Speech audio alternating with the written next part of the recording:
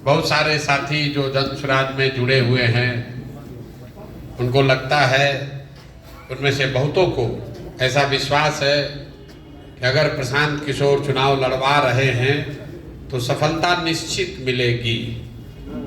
अभी उपचुनाव हुआ, उसमें जन सुराज के प्रत्याशी जीत नहीं पाए, तो स्वाभाविक है जो लोग राजनीति में जुड़े हैं वो हवा का रुख देखने वाले लोग ज्यादा हैं। बड़ी बड़ी बात कहना एक बात है, उस बात पर कायम रहना अलग बात है।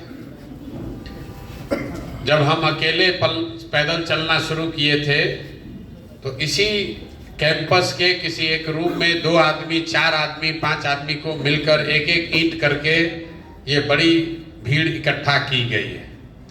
पिछले 4-5 महीनों में बड़ा जन सुराज का चर्चा हुआ है, रोज बैठक हो रही है, बापू सभागार भर रहा है, तो बहुत बड़ी संख्या में हवा वाले लोग भी इसमें जुड़ते चले जा रहे हैं, जिनका इस विचार से कोई लेना देना नहीं है। जो प्रशांत किशोर या आपके प्रयास से नहीं जुड़े हैं, वो इसलिए जुड़े हैं कि कोई नई व्यवस्था बन रही है, अगर मौका लगे तो इसमें भी लाभ लेकर इसके भी पहले पंक्ति में बैठ जाएं। ये सामाजिक राजनीतिक जीवन की सच्चाई भी है, लेकिन आप इससे पार भी नहीं पा सकते हैं। राजनीति इसी में करनी है। हर आदमी हरिश्चंद्र हो जाए, गांधी हो जाए तो फिर तो दिक्कत ही नहीं था। लेकिन उपचुनाव जो अभी हुए हैं, 2 अक्टूबर को दल बना और जो चुनाव हुआ वहां पर पहले पदयात्रा नहीं हुई है, वहां दल का कोई संगठन नहीं है। जहां पदयात्रा हुई है वहां पर भी जो संगठन है, आधा से ज्यादा लोग दूसरे दल में भी हैं, साथ में जन सुराज में भी हैं। क्योंकि जब पदयात्रा के दौरान हम लोगों ने बात करी तो कभी किसी को ये नहीं कहा कि जन सुराज में जुड़ने के लिए आपको अपना दल छोड़ना है, क्योंकि हम लोग दल तो थे नहीं।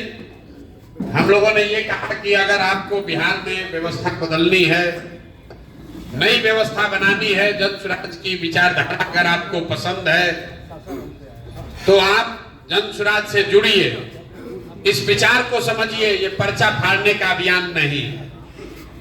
हजारों लाखों की संख्या में लोग जन सुराज से जुड़ गए। अब 2 अक्टूबर के बाद आप दल बन गए। दल की एक अनुशासन है, दल की एक व्यवस्था है और उस व्यवस्था के अनुरूप ही सबको चलना है। अब ये नहीं संभव है कि आप जन सुराज में भी रहिएगा और साथ में भाजपा के भी मंच पर जाइएगा। ये नहीं संभव है, राजद में भी रहिए और यहां पर भी आ जाइए। अगर वो कीजिएगा तो आप पर अनुशासन समिति आप पर कार्रवाई करेगी। तो उसकी व्यवस्था बनाई जा रही है। अगले 3 महीने में जैसे आपको पदयात्रा का असर दिखा कि 2 बरस पहले जन सुराज का नाम है कोई नहीं जानता था, आज इतना आप जरूर मानिएगा कि बिहार में घर घर में लोग जन सुराज का नाम जानते हैं। लोगों ने सुन लिया है। जो सुन लिया उसमें से ज्यादातर आदमी ये कहता है कि नहीं, बात तो अच्छा रहा है, होना चाहिए। हो पाएगा कि नहीं ये देखने की बात है। तो अब प्रशांत किशोर की पूरी ताकत, जो भी मेरी समझ है, जो जन सुराज को घर घर पहुंचाने में लगी थी, अब वो ताकत अगले 3 महीने में राजनीतिक संगठन बनाने और चुनाव लड़ने की सेना खड़ा करने में लगाएंगे, ताकि मार्च तक पूरे राज्य में चुनाव लड़ने की सबसे बेहतर व्यवस्था बनाकर खड़ी की जाए। और उसी संदर्भ में आज ये पहली बैठक आपसे कर रहे हैं। हर विधानसभा में एक राजनीतिक व्यक्ति जो मेरे विश्वास का है, जन सुराज की व्यवस्था का विश्वास का है, उसको चुनाव का प्रभारी नियुक्त किया जा रहा है।